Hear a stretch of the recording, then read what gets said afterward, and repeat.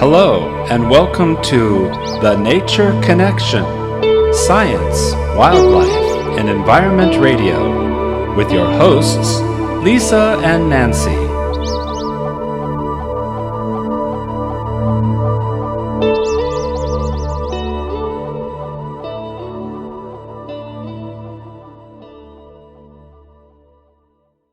Welcome to Big Blend Radio's Nature Connection show. You know, we air this show every fourth Friday and then some because we love nature, and nature is the backbone of our society, really. And we do this show with our friend Margot Carrera. She is an amazing nature and wildlife photographer. You can see her work at carrerafineartgallery.com.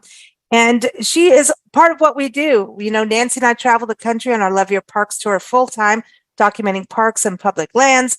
But we also want to talk about nature and wildlife, not just in our country, but around the world. And we focus on what's climate change, what we can do to mitigate that. What are the effects of climate change on wildlife? And what happens when we lose wildlife? How does that affect us as society?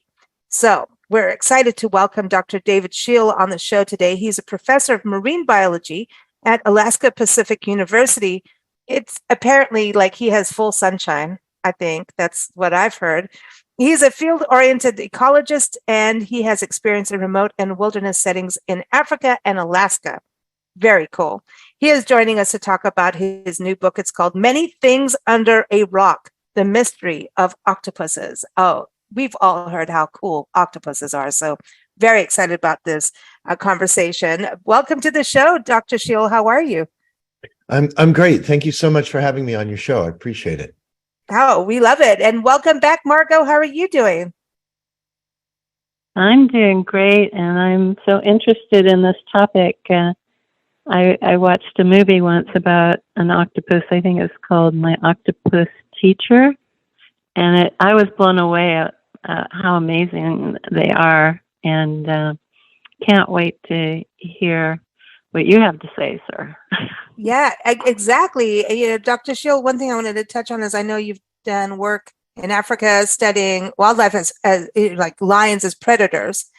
And so then you go to octopus.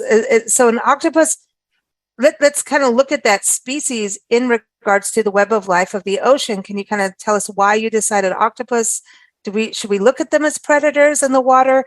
Because I think we all kind of go, the shark is the big key predator. Don't get in the water. The shark's going to get you.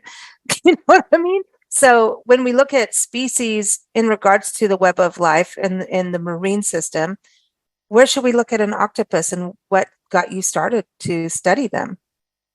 Yeah. Well, I did start with African lions, and I think of myself still as a predator-prey biologist.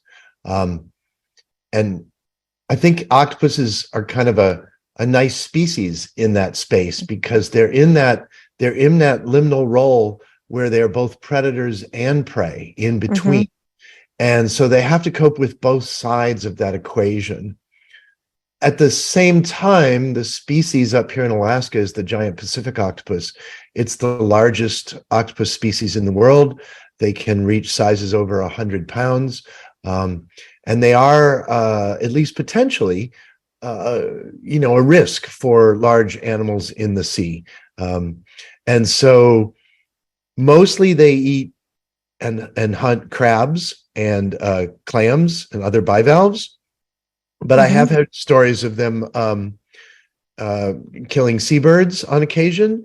And someone even once told me about one that drowned a dog.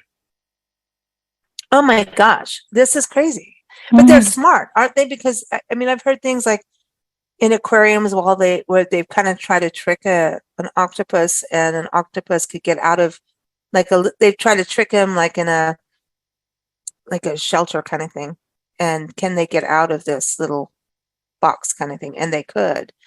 So it seems that they have a bigger brain that we may not realize. Any sort of crevice, I think, is interesting to an octopus because they forage in the nooks and crannies of the underwater world. And anything that's loose is also kind of interesting because, of course, their food adheres to the rock. But but otherwise it might be very hard, and seemingly not a food item, but underneath that shell might be good nutrition. And so I think they have this propensity to explore crevices and to worry anything that jiggles, right? Anything that has some motion in it. And so if you're one of those creatures of the world predisposed to look in the crannies and worry anything that moves, you're gonna be very curious and very investigative. So where are they in, I understand what you're saying, that they can be predator and prey, right? So in that zone in the web of life. So when we look at that in regards to the humans, because that's where I always kind of go. Because I want people to understand that connection, that if we lose a species, how does it affect humans? Because sometimes we forget that. We're like, don't build on this land because there's an important frog species. And people go, dude, it's just a frog. Like, who cares? There's frogs around the corner, in the back of my house. We don't care over here. Yet there's a specific frog that is endemic to that one meadow, right? So what? We've got frogs back here. We don't care about the frogs there. What does that mean to humanity? So I want to say that about octopus. I know people eat octopus. I personally don't. I'm allergic to fish and shellfish and everything like that. But, and I don't think I want to eat an octopus personally. I don't know. But like, other than the food source, how important is an octopus to human beings?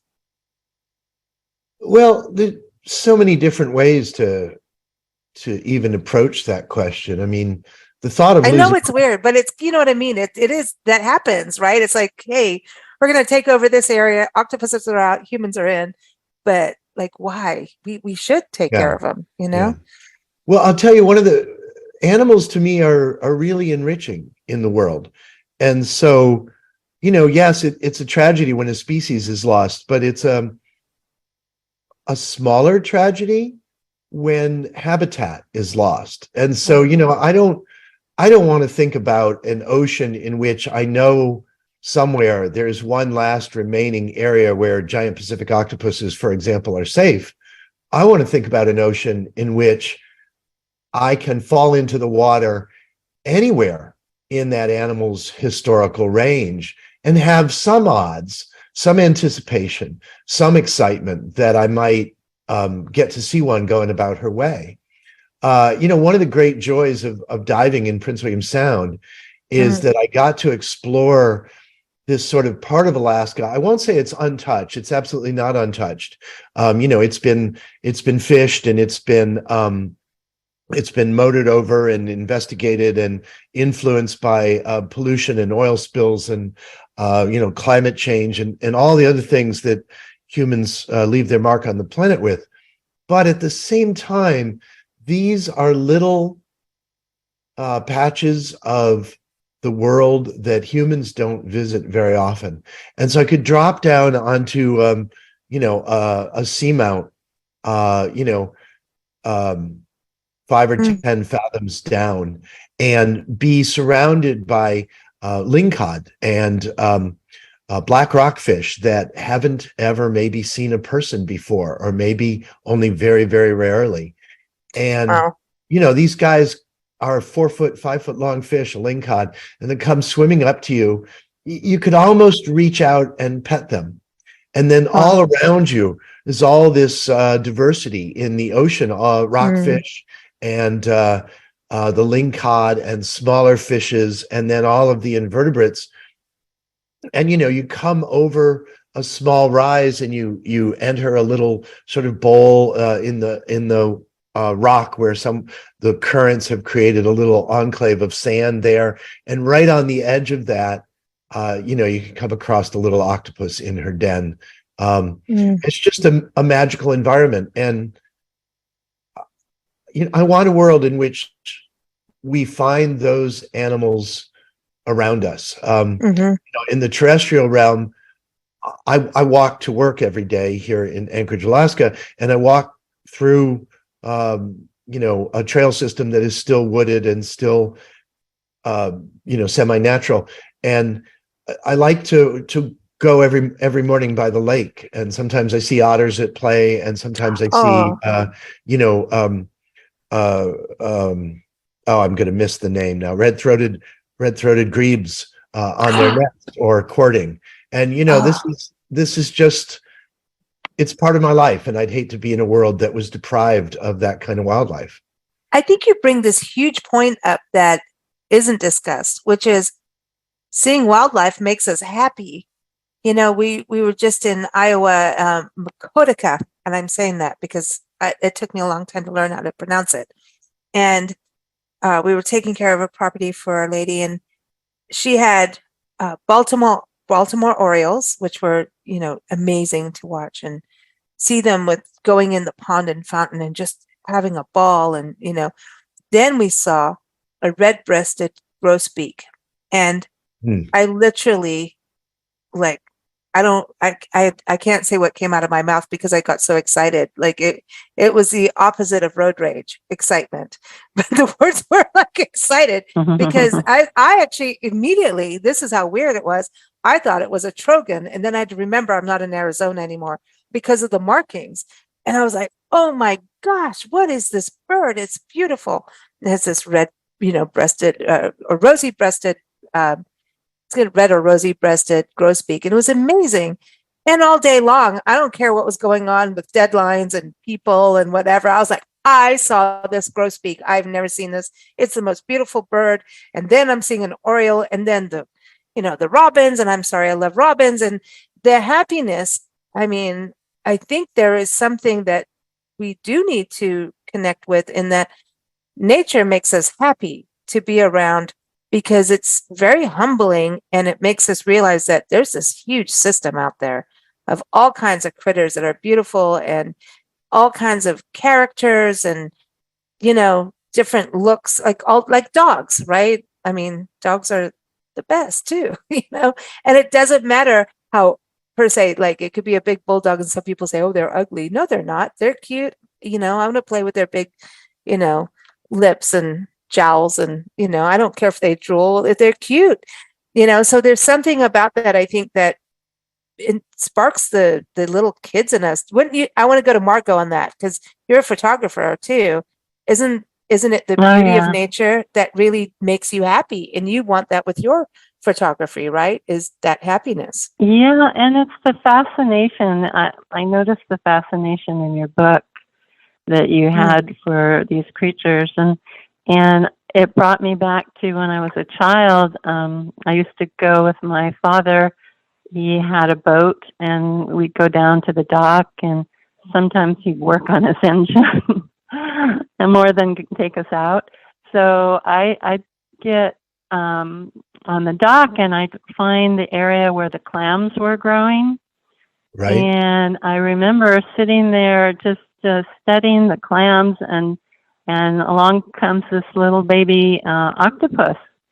And, I was just a child, but I just went and picked it up in my hand, and it just moved around in my hand. And I was just so fascinated with this octopus. And of course I put it back on the post. I'm sure it was going after the clams. But, yeah, we have a fascination also with animals, their behavior, and they don't look like what we see on land. They are, and so there's so many amazing fish in the sea that we've yet to discover. It's just it's a fascination that I think as humans we have for other species. Yeah. Yeah, and baby octopuses are just absolutely adorable. And there's something very captivating in the way an octopus moves, because their bodies are so different from ours. Their limbs lack joints. Their movements are very fluid. They're very different in the layout of the body from the animals we're more familiar with. And if you think about it, these animals that we think about most of the time, right? dogs and cats, the apes, dolphins and fish, Mm. birds. They're all vertebrates. They all are very Yeah. closely related, and they all are laid out on pretty much the same body plan. And octopuses are different, right? They break all of those rules. Their mouths are underneath them, not in front of them.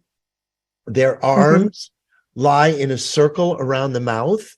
And so we call them arms, but really, if you think about it, what is the organ that is around your mouth and helps you manipulate food? The arms of an octopus are really, in some ways, prehensile extended lips. They use suckers, not jointed fingers or toes, to manipulate things. And so they're just a very different way of being in the world. And yet, because they have to be in the same world that we're in, because they have to share the same physical reality, we have these deep commonalities with them. And it creates a very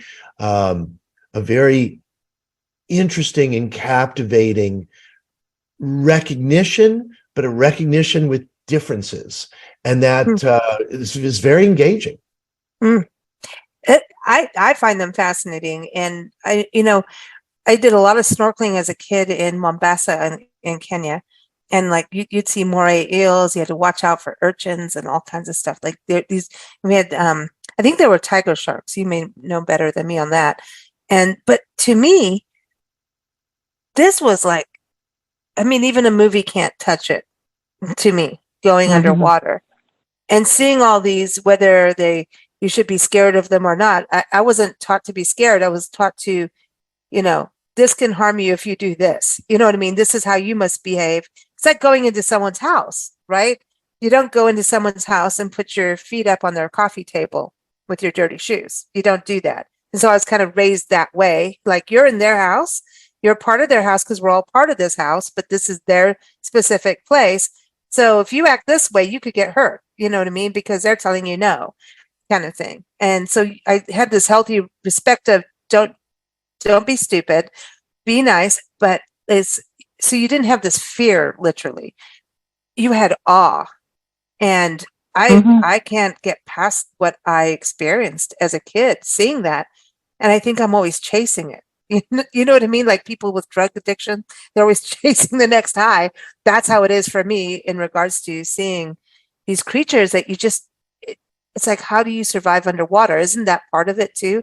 You've got this beautiful piece in your book where you're talking about swimming with octopus, and it's magical. I know people do it with whales, sing with whales, and there's something. Is it because they're underwater that because they're so different from us being above water? Like maybe it's the fascination I have with frogs that they can do both. I tend to like animals that can do both for some reason. Tend to be drawn to it. I love all animals, but like I'm weird that way. But is it something about them being underwater versus us? Because we've got things with mermaids too as humans, Yeah. Well, the octopuses are intriguing in that regard because they are an ocean animal, and they don't do well above water. It doesn't kill them immediately, and they can some of them can get around a little bit, but generally speaking, they're going to be in the water. But in the water, they're very oriented towards the bottom. And so they mostly do crawl or walk, but then they are quite capable of swimming up above the bottom, at least briefly. And so they don't do both in the same sense as a frog, but there are some just charming videos of octopuses walking on two legs across the bottom of the ocean floor. And then, of course, often when you see video of octopuses, you'll see them at some point in the video, swimming briefly. One of the things that's always fascinated me, and I know we have a wildlife photographer on the show, so not to criticize wildlife photographers, but many of the very commonly available photographs of octopuses show them silhouetted mid-water. And if you're familiar with octopuses and if you've played with them a lot, you can recognize that some of these are the natural swimming behavior of the octopuses and escape behavior, really. But as a photographer, it's very difficult to get in front of an octopus that's swimming that way because, of course, it's an escape behavior. They're avoiding you. And so the photographers often sort of have a comrade, I think, carry them up and release them in the water. And then you get these really beautiful photographs of this animal in a completely unnatural pose. And they're wonderfully lit and they're wonderfully silhouetted and there's beautiful colors and play of light, all of that. The photographer, the artist's trade, it's all present and it's stunning. But to the animal behaviorist, you've caught an animal in a behavior it would never do if someone hadn't been messing with it. Yeah. And I'm always much more intrigued by the growing number of photographs that are available now, taken by excellent underwater photographers who are, making an effort not to capture the animal in some unnatural behavior, but to capture it doing what it would do if no one was watching. And those are wonderful. I love that you're bringing this up because, and it's why Nancy, my mom, ended up in Africa too. It's a difference between photographing a lion in the wild versus in the zoo. And we've seen artists paint, animals from a zoo and act like they're a wildlife artist. And you're not if you haven't seen them in the wild, unless, they're completely extinct. That's a different thing. And that's what we have to paint from, then that's what we have to paint from or photograph. But there's a huge difference. And I think there's an importance of still photographing zoos and things like that. And but there's play. And I know, Margot, you go to zoos and you see plants and you do that side of things. I haven't seen Margot swim with octopuses yet, but we're getting there with her. She'll be, next time you come on the show, Dr. Scheel, she would have been floating in the water with octopuses and doing exactly what you're saying. But everyone has a specific niche. And it is an interesting thing because I just want to touch on this with birding. And there's something with that too, where birders go out and you could go read multiple reports. Audubon goes and says, oh, this is how you do it responsibly. And then there's birding guides and treks and things going, and they'll play bird sounds. And Nancy and I have done this in a mistake of playing animal sounds to animals and then realizing we're playing the wrong sounds to animals, that an animal could be in distress. Is your bird call correct? What are you doing? As photographers, I think this is a huge thing. And now we're in the Instagram world where everyone thinks they're a photographer with their cell phone. I'm going to go on a rant. But when you're out in nature, if you're in Yellowstone, back away from the bison, let this animal have its home in space. And when you're going out in nature, I understand learning bird calls and being outside in nature and hearing a bird call and learning that, like, oh, that bird is here. I might not be able to see it, but I know that's a cardinal, right? I know this sound first. I've actually gone looking for a dog in a swamp thinking a dog was stuck in a swamp, and it wasn't. It was a bird call. It was a rail. Anyway, so we won't talk about that, but I did. Anyway, but if you're playing bird sounds to attract a bird to take a photo, or you're making animals move for a photo, I think it sucks. I'm just saying. I think it's rude to go. I'm talking about going to people's houses. So, Dr. Scheel, wouldn't you say that's kind of also part of that with photography and I want to go to Margot on this, but I want to go to you first. Shouldn't we back off and let an animal be? It's very interesting because I have dabbled in wildlife photography my whole life. And, I will say there's been times as a photographer when I've, and I also do science, and science requires you to get your hands in there, right? At its best, science is both observational, and you don't want to leave an imprint on the animals, but it's also, you tweak something to see what changes. And so there's a bit of getting your hands on and interacting. And I have at times, either inadvertently or on purpose, disturbed the animals I'm trying to photograph. And I've also at times had the animals I'm trying to photograph move me. So, it does go both ways. But one of the things I've realized, or at least for me,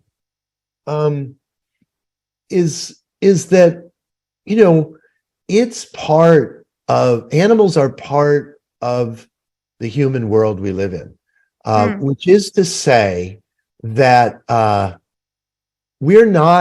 it's not like there's human society and then there's nature and we should leave well enough alone. It's that there's one world and we all occupy it together. And I don't foresee a world in which humans are able to leave nature alone. But I do hope for a world in which, we're able to leave room for nature. Coexistence. Right? So part of it is like everything I'm talking about, that I'm like, dude, no, don't mess with them. At the same time, it is still a step towards coexistence, right? When people do things, it's still a step towards understanding and learning. No matter what, at the end of the day, it's still, unless you're like doing the selfie with a bison and holding your kid up, which I've seen people do with elk, which was stupid. That's stupid. But you know what I mean? Like there's the stupid people in parks. Like don't put yourself in harm's way with your kid, and you want to be safe. line. You want to be safe, and you want the animal to be safe. Exactly. That's a thing. And I think there's that line.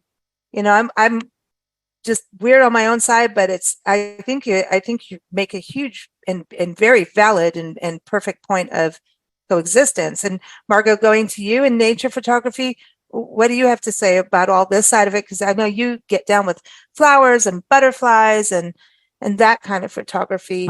How do you feel? Like, are you gonna, pick a flower off to take a photo? What is your role never. as a photographer? No. On behalf of some nature photographers and wildlife photographers, I've done both, and I've also done it in the zoo. But the common thing that I find in a really good nature photographer is they wait for the picture to show up. In other words, they don't go after the picture, they don't go after the animal, and there's a kind of a communication between the photographer and the animal. And when I'm taking a picture of an animal, I just sit in awe and just wonder, and I am very quiet, and I don't move much, and I just allow the animal to communicate with me. And when it's looking at me and it's sharing its soul with me, that's when I take the shot. Whether it's in the zoo or whether it's out in nature, I've here in San Diego, there's a lot of wildlife along the shore. The seals and the bird life. I lived along a lake where we had swans and we had blue heron, and I built a relationship with them, and they would actually come to me, and I would just take the pictures, and so there's something to be said about relationship with what you're taking pictures of. And no, I would never take a flower off to take a picture. In fact, I go slowly actually when I'm out in a garden even, and I look to where the light is shining perfectly, and it's almost like the flower is standing out saying, pick me, I mean, take my picture. And that's what draws my eye to it. It's just like I could walk by 100 flowers and one will just stand out and the light will be perfect, and it just shows all its beauty, and that's when I take the shot. So I say patience and communication is huge in being a photographer, especially in nature and wildlife. So I I love that. And see, you Yeah. are the balance. I told you, Dr. Scheel, she's the balance of the show. But isn't that coexistence part that we can achieve in understanding animals? And isn't that part of you writing the book, Many Things Under a Rock? Like even what she was saying about the flowers, and you mentioned habitat. I think that's the key thing too, when we look at the different, species, is, are we keeping up with the habitat? Because as we, populate, and, when we think of marine life, are we having a gazillion boats doing the right things in certain parts of the water? You know what I mean? So habitat balance, all of that kind of thing we need to look at for the animals, and yet coexist so that we do have that appreciation and understanding and enjoyment, like you first brought up to at the beginning of the show. Yeah, I mean, I think it's so true that many of us who spend time in the out of doors have learned, or in my case, are continually relearning that because I'm not that bright, I have to be taught a lesson a lot of times, that you have to wait, you have to let the moments come to you. You can't manufacture any of this stuff, you can't schedule it. And one of the things that I teach in a marine and environmental science program at Alaska Pacific University. It's a very small school in Anchorage, Alaska. And one of the things that I try to make opportunities for my students in whatever way I can is to put in the time, just to put in the time, because you have to get out into the field in whatever measure that is. And sometimes, some days for me, the best I can do is my commute to work through the woods. But all of nature is encountered not by dropping in to a place where the human presence is slightly less overwhelming, but by being attentive to the minutes. And that's really the only way to see it, because our world is full of nature. I mean, some of I've seen some interesting nature in my own backyard, and as I said, in the local areas, and then also out in wild places like 60 feet underwater in Prince William Sound, or 1,000 miles out the Aleutian chain, or in Africa, and all of it involves having the time to be present. I agree. And then, I mean, look how much you've been for the octopus, right? And so being present for them, and that takes, like you're saying, obviously science comes into everything you're doing, and thank goodness for science and scientists. Can I just put a thing on here for science? Science is always changing because the world is always changing. So isn't that kind of an interesting thing that we're in now with climate change? Even, global warming, climate change, whatever we all want to call it, things are changing. It's obvious, right? And we can all argue who, what, and why, and where. But science is always going to be changing because the world is always changing. So science is whatever is happening now, and it could change 2 years from now, just like a virus, like the pandemic, right? The coronavirus is a perfect example of how things change, right? So I just want to say that for people that don't think science matters, I think science matters because it is actually almost like documenting history in a weird way. Would you agree with that? Like it is like history, and it's so important. And what you do as biologists and science, you're giving us this, you're spending the time. I mean, experiments and watching wildlife takes beyond hours. I don't like to think of science as a virus, but I brought that to home for people, just to kind of, that was a living thing we all went through that people can know, right? It changed. No, I appreciate it. I think there's always more to learn. And, some years ago, I encountered an argument about the end of science, that soon we'll know everything. But it's amazing how much new we know now that we didn't know then. And I think of science as a way of exploring and learning and encountering. And to me, it's an important way of seeing the world. Mm. And octopuses, when you think about the study of octopuses, how much has been done in history?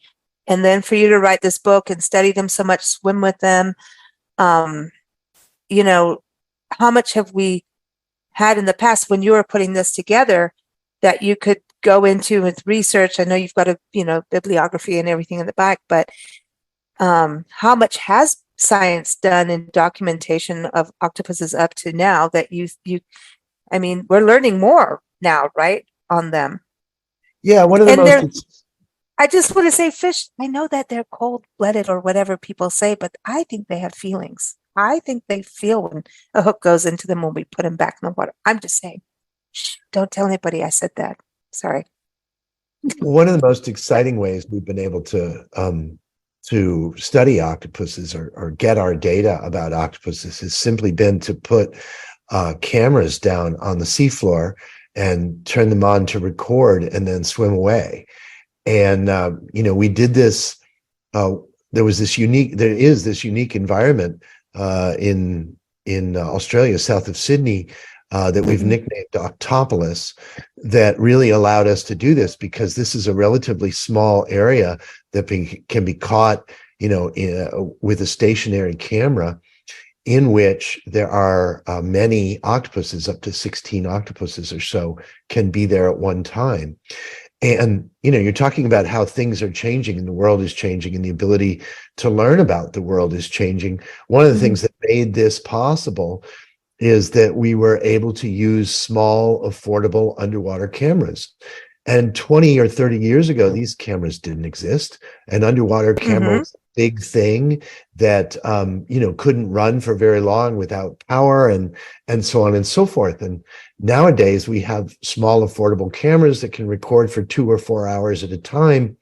And so what we did is we just took these cameras down at dawn, set them up, swam away, came back about when the battery would die and swapped them out with another set of cameras, and did that throughout the day. And then we were able to sort of try and record or observe, if you will, entire days of these animals at the bottom of the sea. And so a lot of my time spent with octopuses in this one way was time watching them on video. But they're doing what they do without any people present.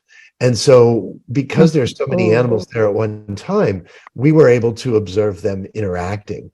And so as a result of that, we discovered behaviors that had never been documented before with octopuses. And so it's been very exciting as a scientist to document things that have never been seen before. And that was my study down in Australia. But up in Alaska, it unfolded in a very different way, where I was able to document a species of octopus that's not uncommon up here, but no one had ever noticed it before. And so, as I said, there's something about science that is a form of exploration. And I was very privileged to be able to, find new things that, or at least call attention to and write about new things that had never been noticed before. And didn't you also work with, here we've got technology, right, where you can do it? I mean, even if, fans of David Attenborough, right, a lot of the photographers, it is exactly what you're saying, but it is hours of footage. So I'm going to say all of you photographers and scientists, biologists, even botanists, a lot of you've got the biggest popcorn bill than anybody in the world because they're watching movies all day long, but it's like this, it's magical. And it's a lot of, work, because you can't just speed through, really, because you could miss that one thing that's different, that one leg movement or something really small. So it's such attention to detail with the work that you do, which I bow down to big time. But isn't it also looking at the behavior that others have seen through the years, the indigenous people of Alaska, Africa, when you were there too, about, people who also hunt for food. We're not talking trophy hunting, but for food, also understand the wildlife because they've been watching them to be able to understand how to hunt them. So has that helped as well? Yeah, of course. There's, as a scientist, you try as a field scientist, you try and have your time in the field, but it's a common remark, I think, by Alaska Natives and First Nations people who live out in the communities. It's a common observation of them that the scientists kind of drop in for a couple of days or a week and then are off back again at their universities. And so, there are levels of this that vary from not getting out at all to being out there intermittently to sort of obtaining your livelihood from this. And I think our farmers will have the same sort of reaction of oh, he thinks he's in the field, but the honest truth is I live in a city, and when I can get out, it always takes effort and the expenditure of money, and there's a lot of logistics involved in getting someone like me out into the field to do my sampling, and I'm fully aware that where I go that seems exotic and remote to me, or fascinating and distant from my city life where I can do my field work, is a place where other people live, and they're there all the time. And if you're there all the time, of course, you see things that you would never see if you drop in intermittently.